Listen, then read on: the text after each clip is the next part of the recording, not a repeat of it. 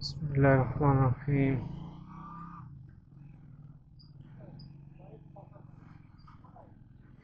ঈদের আগের দিন, এইটা একটু ডিফারেন্ট ঈদ হচ্ছে আমার জন্য। অফিস শেষ করে বাড়ি যাওয়ার উদ্দেশ্য ছিল, কিন্তু যেতে পারলাম না, কারণ অফিস থেকে ছুটি নাই। শুধু ঈদের দিন ছুটি আছে, তারপরের দিন সকাল থেকে আবার ডিউটি। যার কারণে এখন অফিস থেকে বের হয়ে এক ফ্রেন্ডের বাসায় যাব। ফ্রেন্ডের বাসায় গিয়ে দুই ফ্রেন্ড একসাথে ঈদ করব। তারও ছুটি নাই, কালকে তার অফিস আছে।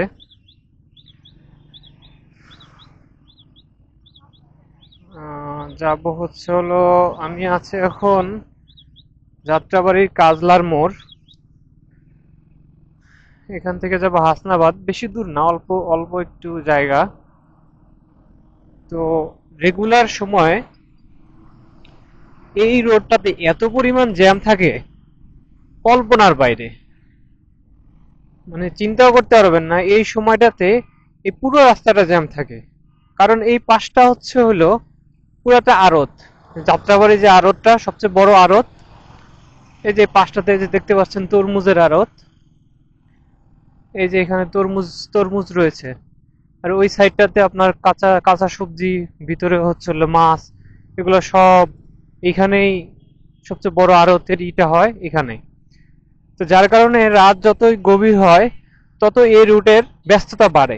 পুরো এত বড় একটা রাস্তা, পুরো রাস্তাটা জ্যাম, একবারে জ্যামে ভরে যায়। তো আলহামদুলিল্লাহ, আজকে ঈদের আগের দিন। এখন জানি না যাত্রাবাড়ি মোড়ে গিয়ে কতটুকু জ্যাম পাবো।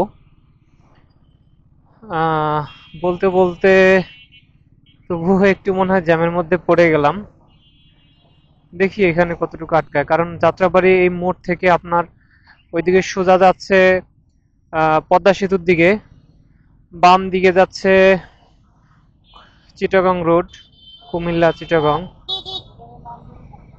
যার কারণে এই মোড়টা খুবই গুরুত্বপূর্ণ। যদিও উপর দিয়ে ফ্লাইওভার আছে, কিন্তু ফ্লাইওভারে অতটা কাজ হয় না। দেখি কোনোভাবে পাশ কাটিয়ে যাওয়া যায় কিনা। একটু মনে হয় বেরোইতে পারছি, দেখি। আমাদের এই পাশটা যদি ফাঁকাও থাকে, কিন্তু এই সামনেরটা চিটাগাং রোডটা অনেকটা ব্যস্ত, অনেকটা জ্যাম।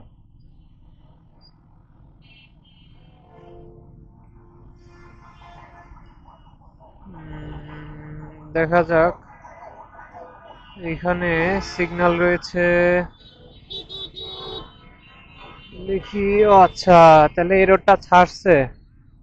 যাক, এই রোডটা ছাড়ার কারণে আমাদের জন্য যাওয়াটা সুবিধা হবে, কারণ এর আগে এই রোডটা বন্ধ ছিল কাজের কারণে। আমাদের সে ঘুরে যাইতে হইতো দয়াগঞ্জ দিয়ে। তো আলহামদুলিল্লাহ, এখন এই রোডটা খুলে দেওয়ার কারণে হয়তোবা অনেকটা ভোগান্তির শিকার কম হচ্ছে এই রুটের বাসগুলা। কারণ ওই শহীদ ফারুক রোড দিয়ে যাইতে গেলে বড় একটা জ্যামে পড়তে হয়। কারণ হচ্ছে হলো এখান থেকে অল্প একটু যাওয়ার পরে কোনো ডিভাইডেশন নাই রাস্তায়, দুই পাশে হকাররা বসে থাকে। যার কারণে রাস্তাটা অর্ধেকের চেয়ে অর্ধেক হয়ে যায়, যার কারণে দুই সাইডের যানবাহনগুলো খুব সংকীর্ণ রাস্তায় চলাফেরা করায়, যার ফলে খুবই জ্যামের মধ্যে পড়তে হয়। এখন এই আবার কি করলো, যাবে কি যাইতে দিবে না, এভাবে রাস্তা আটকায় দিল।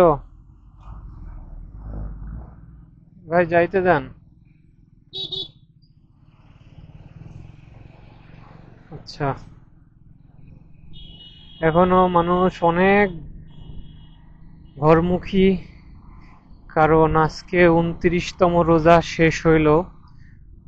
যদিও আমরা সবাই ধরে নেই যে সৌদি আরবে ঈদের পরের দিনই আমাদের ঈদ হয়, কিন্তু মাঝে মাঝে একটু ব্যতিক্রম হয়ে যায় যে সৌদি আরব ঈদ হয়েছে তারপর দিন আমাদের ঈদ হয় না। 29টা হইলেও আমাদেরকে আমরা 30টা রাখছি, আমার মনে আছে অনেক আগে 1 বছর এরকম হয়েছিল। তো সেই সময় খুব কষ্ট লাগছিল যে সৌদি আরবে ঈদ হয়ে গেল আর আমরা ঈদ করতে পারলাম না। আচ্ছা, চলে আসলাম দোলাইপাড় মোড়। এখন এই জায়গাটা যদি কোনোভাবে বেরোইতে পারি, আলহামদুলিল্লাহ ফাঁকা আছে, সমস্যা না, যেতে পারবো। এইখানে মনে হয় কিছুটা জ্যাম, টহলের জন্য সেনাবাহিনী এখানে রয়েছে।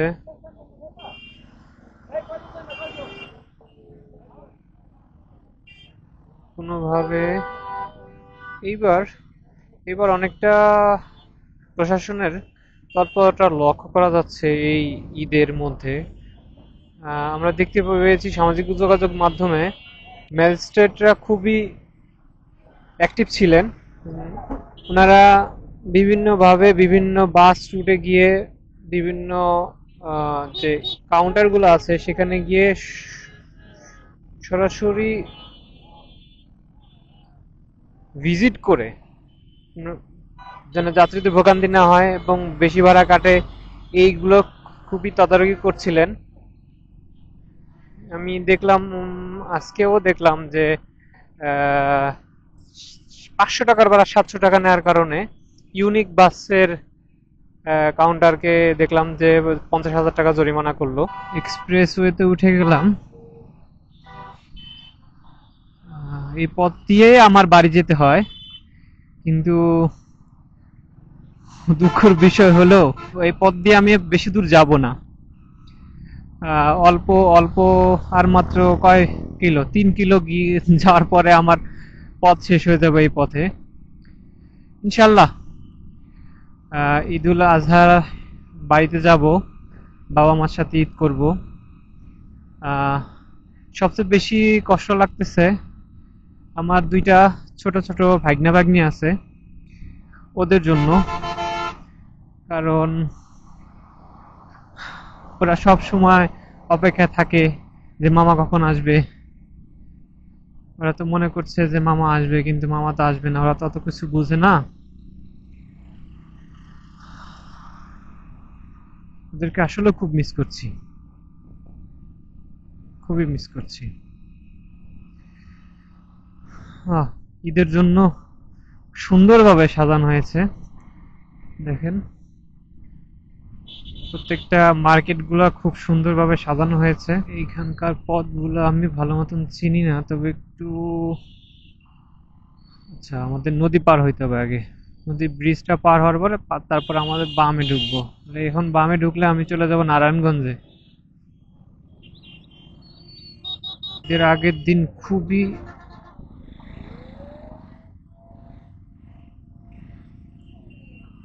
এখানটায় বাস দাঁড়িয়ে যাত্রী নিচ্ছিল, যার কারণে এখানে পুরোটা জ্যাম হয়ে দাঁড়ায় আছে। এছাড়া এই এক্সপ্রেস ওয়েতে তো জ্যাম হওয়ার কথা না।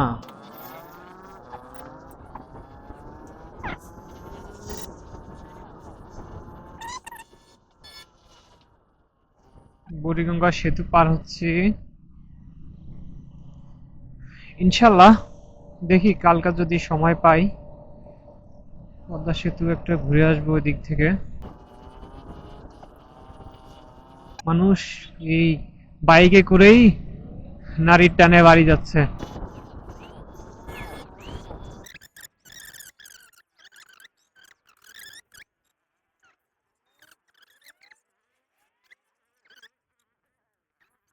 পুরান ঢাকার এই সাইডের রাস্তাগুলো এমনি সবসময় চিকন থাকে। এটা তো সুন্দর রাস্তা, সুন্দর রাস্তা থেকে আমি আসছি উঁচা নিচা রাস্তা।